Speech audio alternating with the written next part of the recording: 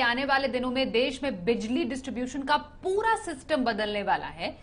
दरअसल सरकार संसद के मॉनसून सत्र में इलेक्ट्रिसिटी संशोधन बिल पेश करने की तैयारी कर रही है और इसको जल्द ही कैबिनेट की मंजूरी के लिए भेजा भी जा सकता है। अब इस बिल में क्या खास है, ये समझना जरूरी है और यही बताने के लिए हमारे साथ जी मीडिया संवाददाता अमरीश पांडे हैं। अमरीश, जल्दी ही हम देख पाएंगे एक नया इलेक्ट्रिसिटी संशोधन बिल जिसको पेश करने की पूरी तैयारी है। अभी जो पूरा सिस्टम बदलने वाला है, क्या इसका फायदा होगा, क्या ग्राहकों के लिए इसमें कुछ खास पर्क्स हैं, ये हम आपसे समझेंगे। जी बिल्कुल स्वाति, लगातार ये सरकार का जो फोकस था कि रिन्यूएबल एनर्जी को किस तरह से बढ़ावा दिया जाए, कुछ उसी लाइन पर ये बिल को पेश किया जा रहा है।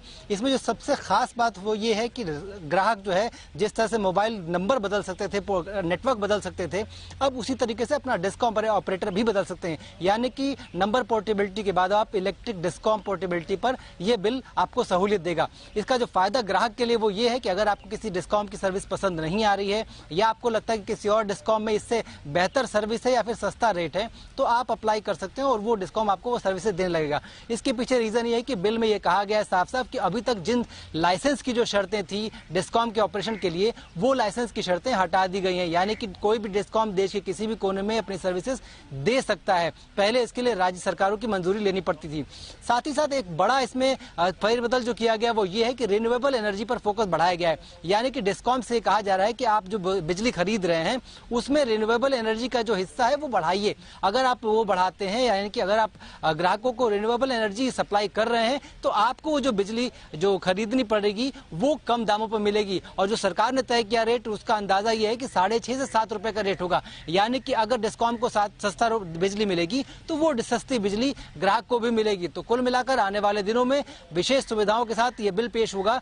सरकार इसकी पूरी तैयारी कर चुकी है। कैबिनेट के लिए इसको तैयार किया जा रहा है। कैबिनेट नोट तैयार होते ही इसको कैबिनेट से मंजूरी मिलेगी और आने वाले मानसून सत्र में इसको पेश किया जाएगा। इस बिल में कुछ और चीजें हैं जो कि ग्राहकों के लिए फायदेमंद है। वो जो ये है कि ग्राहक को नया बिजली कनेक्शन अगर लेना है तो उसके लिए एक टाइम बाउंड लिमिट रखी गई है। यानी कि किसी भी मेट्रो शहर के लिए 7 दिन में कनेक्शन मिल जाएगा, किसी भी नगर पालिका वाले एरियाज के लिए 15 दिन के भीतर कनेक्शन मिल जाएगा और किसी भी ग्रामीण स्तर पे अगर आपको कनेक्शन की रिक्वायरमेंट है तो 30 दिन के अंदर वो कनेक्शन आपको पुख्ता कर दिया जाएगा। इसके साथ ही कुछ और संशोधन है जो कि ये है कि भाई किसी और के नाम पर आप कनेक्शन नहीं ले सकते, कनेक्शन सिर्फ मकान मालिक के नाम पर मिलेगा।